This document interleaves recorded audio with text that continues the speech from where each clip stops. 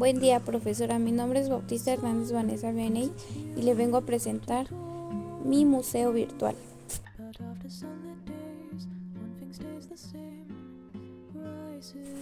Comenzaré con la primera sala, arte griego.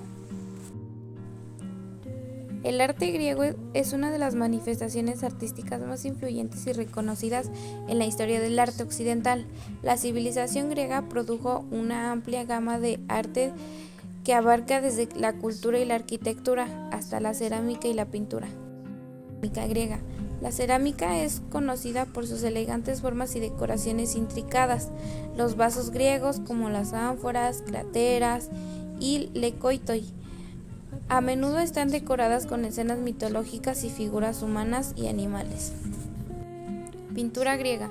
Aunque la pintura griega antigua ha sobrevivido en menor medida de la escultura y la cerámica, se sabe que los griegos practicaban la pintura mural y la pintura de paneles.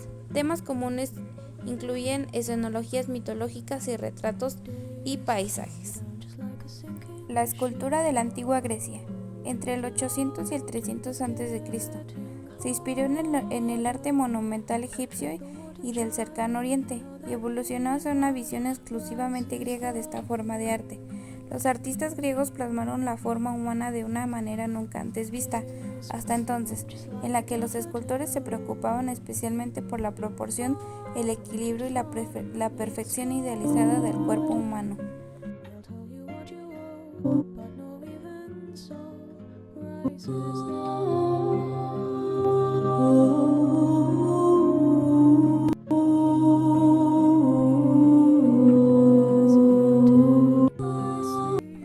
Nos encontramos ante la obra titulada como el Doríforo, cuyo autor es Policleto. Esta cultura está considerada como una de las más representativas de la etapa clásica del arte griego, que recordamos tiene lugar entre el siglo V y a.C. Esta etapa, que comienza con la victoria sobre los persas, inicia una evolución de las formas de gobierno hacia la democracia que traduce en el arte como una evolución progresiva hacia el naturalismo. Discobolo es la denominación convencional de la icónica escultura griega de bulto redondo realizada por Mirón de Uteras en torno al 450 a.C. Se enmarca en el inicio del periodo griego clásico, entre el arcaico y el clásico. La obra representa a un joven atleta desnudo en el instante anterior al lanzamiento de un disco. Obedecen los preceptos de belleza de la época, suponiendo un gran avance hacia el naturalismo, el dinamismo, la serenidad, el equilibrio y hacia el estudio anatómico más completo. Escultura Venus de Milo. Es una obra griega fechada en el periodo helenístico, aunque su estilo se corresponde con la estética predominante del periodo clásico. Fue descubierta en el año 1820 en la isla de Melos o Milo, donde proviene su nombre.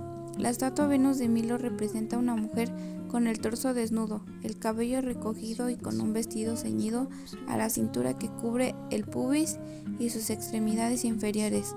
Salta a la vista el pecho de que la pieza perdió los brazos. Su elaboración ha debido tener un lugar entre los años 133 y 100 a.C.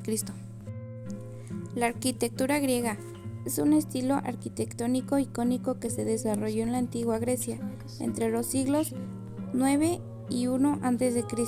Se caracteriza por su elegancia, simplicidad y armonía. Algunos de los elementos más distintivos de la arquitectura griega son sus columnas. Sus columnas se clasifican por tres órdenes: el dórico, jónico y corinto. Establemento. El establemento es la parte de arriba de un templo que descansa sobre sus columnas. Está compuesto por arquitrabe, friso y cornisa. Los frontones son las estructuras triangulares en la parte superior de los templos griegos. Suelen estar decorados con esculturas y relieves. Metopas y tiriglifos son paneles decorativos que se encuentran entre los triglifos en el friso de un templo dórico. Sus proporciones. La arquitectura griega se basa en los principios de simetría y proporción, como el uso del número áureo para lograr armonía visual. Su arquitectura griega ha tenido una gran influencia en la arquitectura occidental y sigue siendo una fuente de inspiración como arquitectos y diseñadores en la actualidad. Algunas de sus principales arquitecturas son Templo de Atenea Nike, Templo de Apolo de Nelfos y el Parteón en Atenas.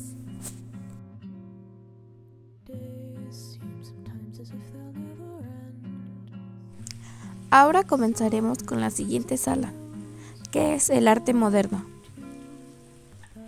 El arte moderno es un periodo amplio que abarca los movimientos artísticos y estilos que surgieron aproximadamente a finales del siglo XIX y se extendieron hasta mediados del siglo XX. Durante este periodo se produjeron cambios significativos en la forma en que los artistas conceptualizaban y creaban arte.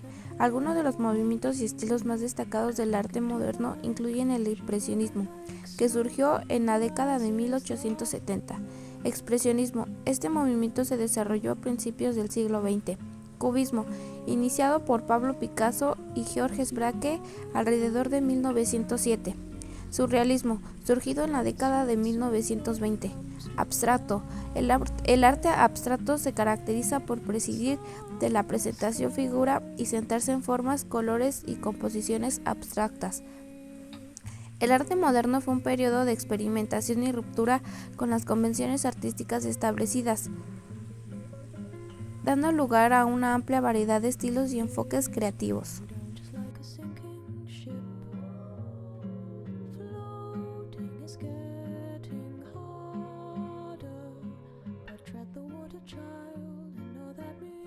Ahora presentaré la obra titulada Jacqueline de manos cruzadas por Pablo Picasso.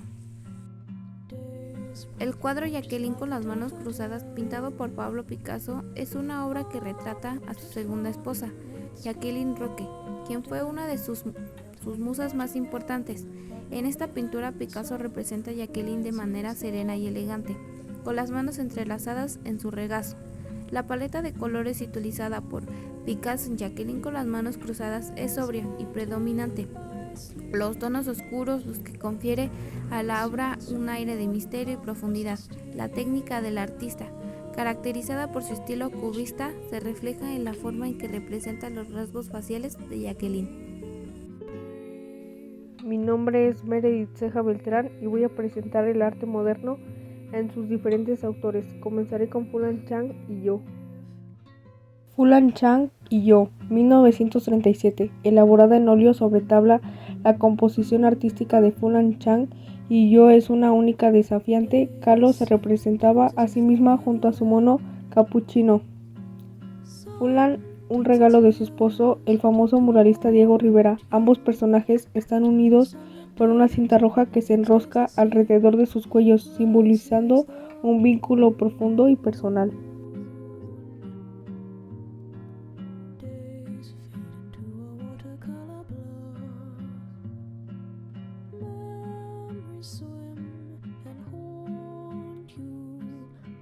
Frente al espejo.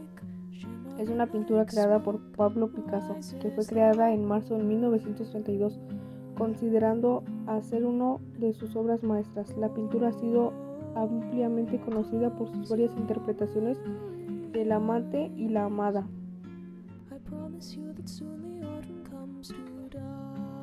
Las dos Frida, 1939. Es un cuadro elaborado en óleo por Frida Kahlo. Ella añadió que la muestra en torno a las dos Fridas es un reencuentro poético de la ruptura de Frida Kahlo con Diego Rivera en 1939 y la pintó durante el proceso de su divorcio y es al mismo tiempo la expresión de su madurez creativa. La pintura Frida Kahlo se desdobla a esta obra mostrando una imagen de compleja dualidad de su persona. La Frida casada y la Frida soltera conviven en un mismo tiempo y espacio en el cual pasado y presente convergente en un mundo onírico. La parte psicológica y el símbolo toma una gran trascendencia en el trabajo de Kahlo.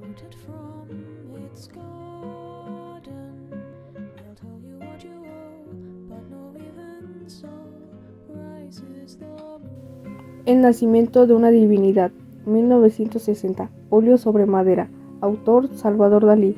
A diferencia de otros trabajos, Dalí plasmó aquí su alucinatoria forma de ver la realidad. De hecho, el artista demostró su inconmensurable capacidad de expresar una idea completa sobre algo utilizando pocos pero significativos elementos.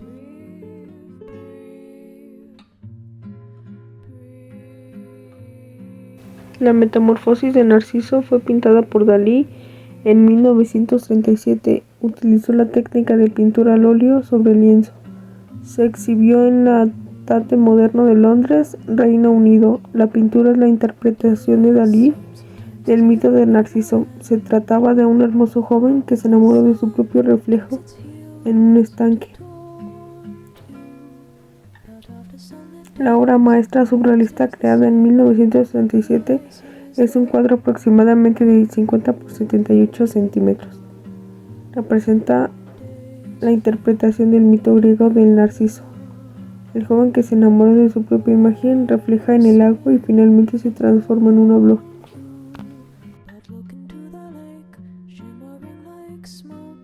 La obra de arte figura escenográfica fue creada por el destacado artista expresionista abstracto Jackson Pollock en 1942. Esta pieza es en óleo sobre lienzo que mide 4 por 56 centímetros y amplificada.